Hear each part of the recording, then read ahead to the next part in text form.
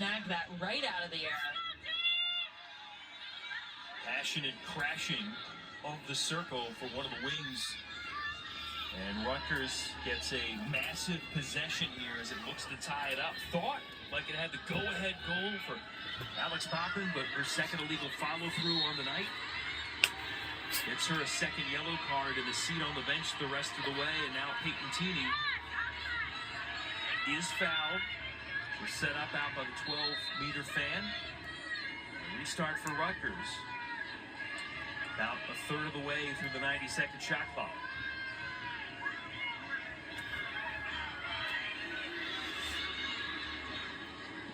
Corbin.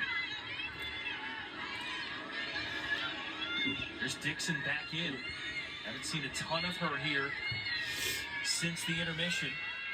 Got a wheel away from Kennedy Major. Goldrick, look back at the shot clock. Over 20 seconds left. Dixon feeding, cutting Coughlin. That one scampers to the edge. It'll still belong to Rutgers. Five seconds left to shoot. Corbin coming strong, but the bouncer, not a lot of heat on it, and Soriano able to scoop it up. That was a good crash there from the Maryland defense. I personally thought Annabelle Schaefer won that run out. So good for Maryland for not necessarily getting the call that they thought they should have and keeping composed for that last 10 seconds of the shot clock. Terps get it up in the offensive zone. Kathy Reese will spend the timeout. The lead and possession here from Maryland on the road at Rutgers. How will they use the clock? What will they do to try to get a little insurance goal here in the final 2 minutes and change of this pivotal Big Ten Conference affair?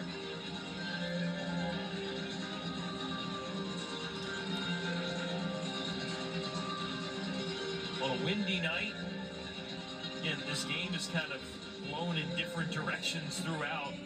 Again, Maryland scored first and 4 straight for Rutgers. 2-goal lead at the break for the Scarlet Knights. Maryland starting to dominate, 5-goal flurry in the third quarter into the fourth for the Terps. Rutgers responding with 2 goals, and then Corey Edmondson's third of the night, positioning the Terps back in front.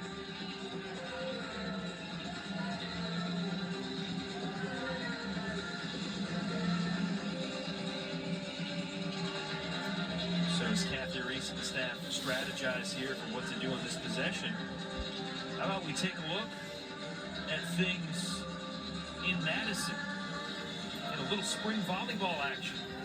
A chance to take a peek at what the Badgers have in store for 2025. It's coming up as they get matched up against Marquette here on the Big Ten Network. Great to see spring volleyball getting some love as we get ready for conference tournament time here in the Big Ten. Kathy Reese's team, even though it hasn't been a perfect performance tonight, chance for the Terp to get their 4th win in their last 5 games. And look at the proceedings, and 6 of the 8 goals coming since the intermission. So a nice adjustment offensively for Kathy Reese and the Terps. She talked about hesitating less, getting their cuts a little more refined. Also helps when one of the best goal scorers in the league picks up 3 in a row. Definitely helps to have one of your better players have a hot hand in sort of a key moment. But I think Maryland has done a nice job this second half of playing at pace a little bit more. They're moving their bodies quicker. They were moving the ball faster.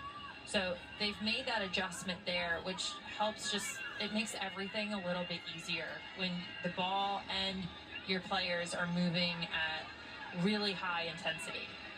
Saw Kayla Gilmore circle over to the coaching staff near the sideline there to get a little final instruction.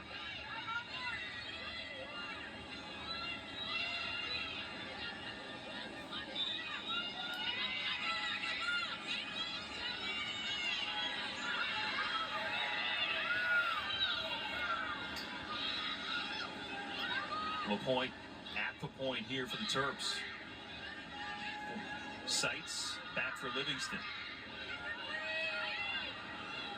LaPointe again.